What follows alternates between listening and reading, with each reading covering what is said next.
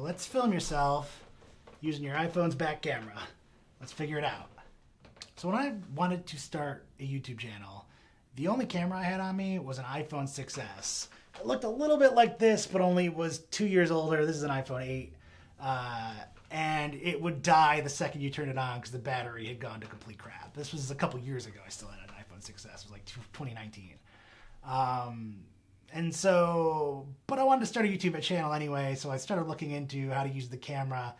And when you look into that, people are going to convince you that the back camera on the newer iPhones is like revolutionary. It's going to change your life. It's the camera to end all cameras.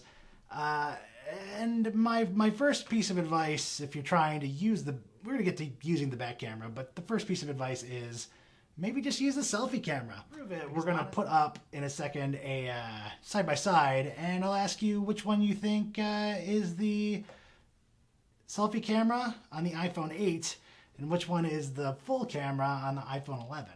Okay, so just a quick example real quick of the difference between the selfie cam and the back camera. So over here, I have an iPhone. It might be the back camera. It might be the selfie camera. I'm not going to tell you just yet. And over here, we have another iPhone. Is it the back camera? Is it the selfie camera? What is it? What are you? And what are you? I don't know. But I'm going to tell you. So, quick drum roll. The selfie camera is you. You're the selfie camera. You're an iPhone 8. You're a couple generations behind. You look fine. You know, and it's real dark in here too because of the thunderstorm that just rolled through. Okay, so there's really 3 ways to get video out of the back camera of your iPhone where you can still kind of check to see if you're in frame. The first is to put it on... Damn, that was a lightning strike. Holy shit. Okay, still recording. I'm not dead. The first is to put it on a little stand like this, and then you're going to install the Filmic Pro app, which is a paid app, onto your iPhone. I think you can do this with Android too. I'll have links in the description to everything that we're going to go over here. So you download the Filmic Pro app, and then you're also going to need an iPad for this. I know you got to be fancy to do to have all these tools, but iPad. You're going to install the Filmic remote app on this. And so what that's going to allow you to do is take your iPhone, you're going to set it down right in front of you. And then you're going to take your iPad, and it's going to show you what you look like on the camera. So, if you can see that. Yeah, so pretty cool. You can put your iPad wherever, probably over to the side or something, or maybe right next to the camera so that you're looking at it.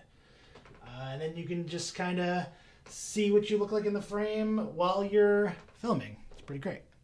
All right, so option 2, and this is actually weirdly more expensive. You think this would be the cheapest, but you're going to take your Apple Watch. And the Apple Watch, pretty much any camera app can control the camera and show you on the watch. When I use this, I don't like it as much because for some reason it doesn't stream as well. It's like there's a little bit of a delay.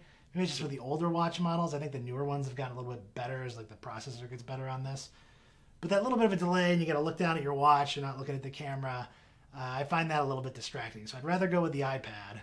And then the third way, I almost give you guys a finger, and this is the coolest way yet, is you get this device. This is a gimbal. It's called the DJI Osmo Mobile 3. DJI Osmo Mobile 3. Yeah, I got it.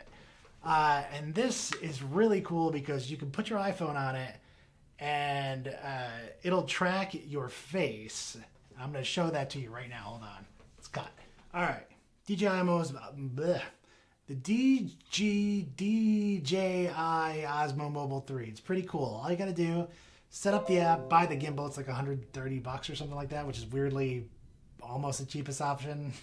If you had to buy an iPad or a watch, it'd be more expensive.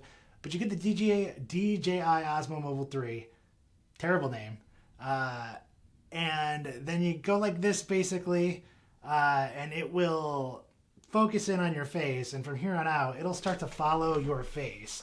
So as you move your gimbal, I don't know if you can see it, but it should track my face as I'm moving it. It's a little bit, tries to do like a smooth motion, so it's a little bit slow if I jerk it around, but it works pretty well. So the cool thing about it is that you'd put this on a tripod somewhat far away from you, and then you can just kind of walk around freely. And it's got like a little thing to put it on a tripod. You can walk around freely and it'll just work. It's pretty cool. So like you can be confident that it's centered on you. It'll follow you around. It really frees up your motion, probably more than even like a normal camera would. So it's actually a very cool thing for only $130. And again, I will put the links in the description. Only trying to sell you stuff a little bit. Don't worry about it. And that's how you do it. That's the only real ways I could find to use the back camera beyond getting a friend, which we can't have that. So, you know, use the selfie camera, get a friend, use your Apple Watch, use the Filmic remote app, or use this gimbal, and you can do what you're looking for. Other than that, you're kind of screwed. So I hope this helped you out, and check out my blog, which has tons of cool information on it, and all the other videos on my YouTube channel. See you later.